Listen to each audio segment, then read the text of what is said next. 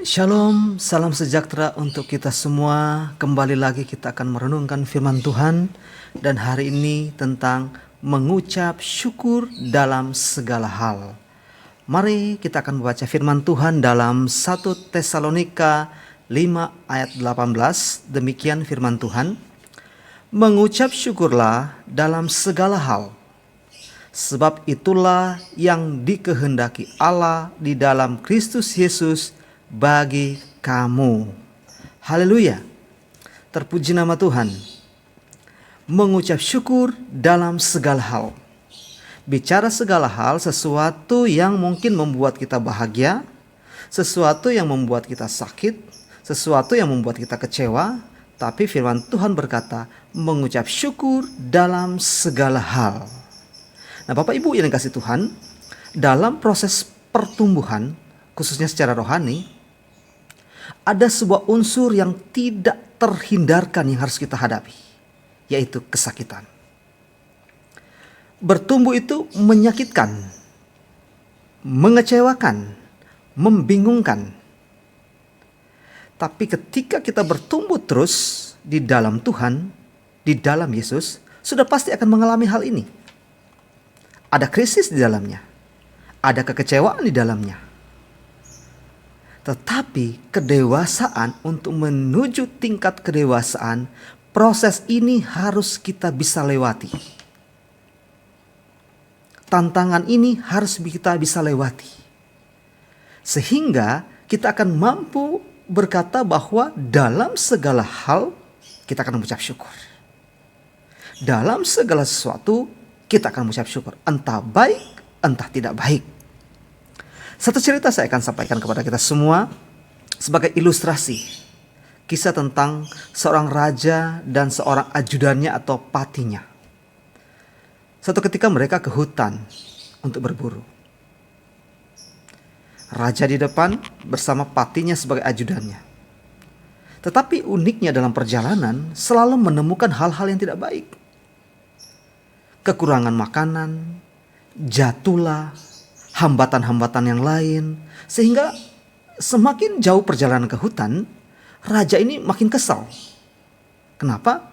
Karena banyak sekali hal yang dilewati. Akhirnya puncak yang terakhir dia lewati, dia merasa haus tengah jalan. Dan tidak ada air, pati tidak menyediakannya. Dan dia marah besar kepada pati.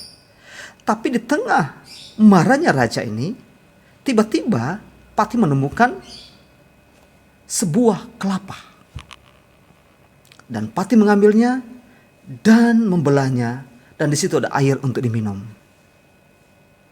Dan disitulah raja minum dan makan kelapa itu. Tiba-tiba gigi dari raja ini patah. Di situ raja marah besar. Puncak marahnya apa yang dibuat kepada pati ini? Dia memanggil pati ini dan dia lihat di situ ada sumur yang kosong dan dia masukkan ajudan ini di dalam sumur dan dia tinggalkan dan raja pergi terus saking marahnya. Di tengah perjalanan apa yang terjadi? Raja ini bertemu dengan orang-orang primitif di tengah hutan dan menangkapnya. Orang-orang yang mengadakan penyembahan berhala. Mereka menangkap. Di tengah mereka menangkap dan siap untuk disembelih dan akan dipersembahkan raja ini. Ketika lehernya mau dipotong dan raja ini berteriak sekeras-kerasnya. Apa yang terjadi? Pimpinan atau kepala primitif ini kaget melihat ternyata gigi dari raja ini ompong. Tidak ada gigi. Karena patah tadi. Nah, karena cacatnya ini tidak jadi dipersembahkan. Akhirnya raja ini dilepas. Dikembalikan.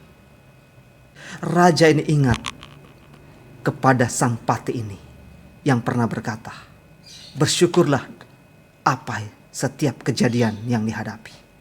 Dan raja ini terus kembali mencari seorang pati ini yang telah dijebloskan dalam sumur.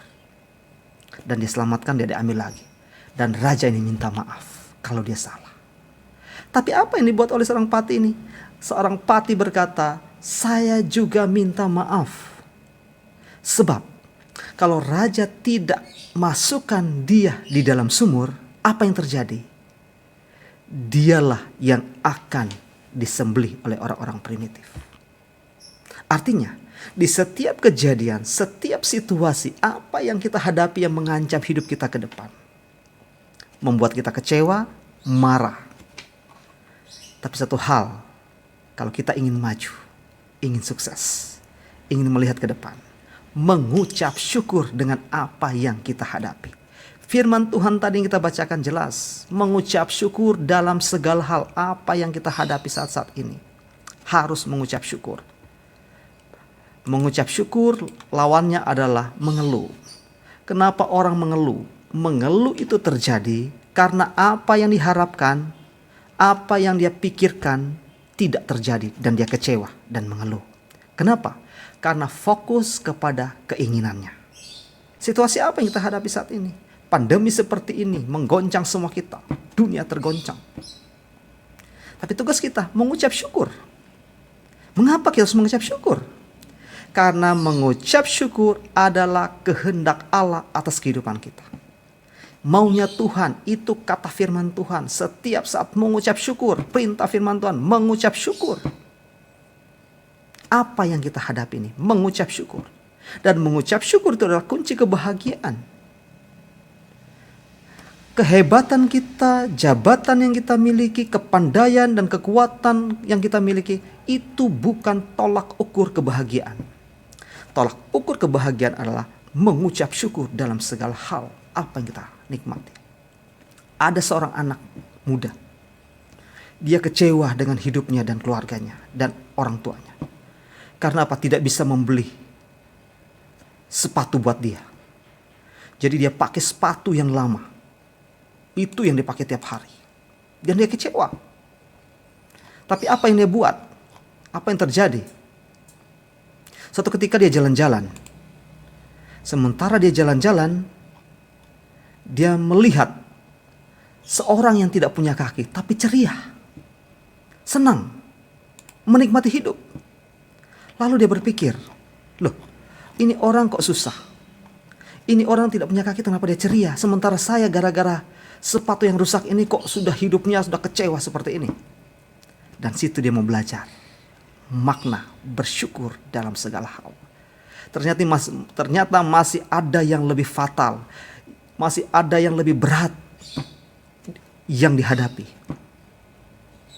Supaya kita bisa menikmati, harus mengucap syukur. Karena mengucap syukur itu merupakan bentuk pengungkapan hati kita kepada Tuhan. Caranya gimana? Dengan menyerahkan segala sesuatu, masalah yang kita alami kepada Tuhan, tandanya kita mengucap syukur. Masalah banyak. Mungkin Bapak Ibu mengalami kesulitan saat-saat ini. Tapi ketika mengucap syukur, secara otomatis kita sedang menyerahkan pergumulan kita kepada Tuhan. Kita tidak fokus kepada masalah kita. Kita tidak fokus apa yang kita hadapi. Tapi kita fokus kepada Tuhan, mengucap syukur dengan karya Tuhan. Dan bagian Tuhan adalah mengangkat segala persoalan kita. Mengucap syukur juga adalah bentuk proses dan cara Tuhan atas kehidupan kita. Segala sesuatu Tuhan izinkan terjadi, entah itu pahit, entah itu baik. Agar apa? Kita melihat hanya Tuhan satu-satunya penolong kehidupan kita. Dengan mengucap syukur, kita sedang membiarkan kasih Tuhan itu mengalir atas kehidupan kita. Karena apa? Mengucap syukur. Bukan fokus kepada hal-hal yang membuat keinginan kita tercapai. Tapi apa yang kita alami saat-saat ini sedang kita ungkapkan kepada Tuhan. Entah itu baik, entah itu sulit. Sekalipun mungkin secara fakta di dunia ini siapapun, orang rata-rata mengucap syukur kalau mengalami hal yang baik. Entah lulus dalam ujian, entah berhasil naik jabatan, selalu mengucap syukur. Bahkan dibuat acara. Adakah kita mengucap syukur di tengah kesulitan?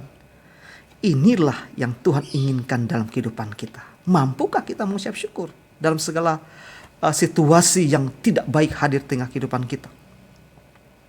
Dengan mengucap syukur, kita percaya dengan iman bahwa seburuk apapun yang kita alami hari-hari ini, kita harus ingat Tuhan punya rencana yang besar.